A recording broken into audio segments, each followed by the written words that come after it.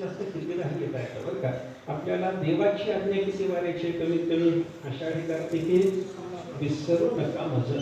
देवाने स्वतः सांगितले आषाढी कार्तिकी दोन्ही वाऱ्याला मला विसरायचं ना. एक वारी केली तरी चालतं असं आपण सांगायचं. मला होत असं नाही म्हणलं की मग म्हणायचं एकदा तरी ये. हा भाग वेगळा. पण देव म्हणतो माझ्याकडं दोनदा तरी कमीत कमी या. आणि सगळ्या जगात भक्ताची वाट पाहणारा देव एवढा इथला एकच आहे.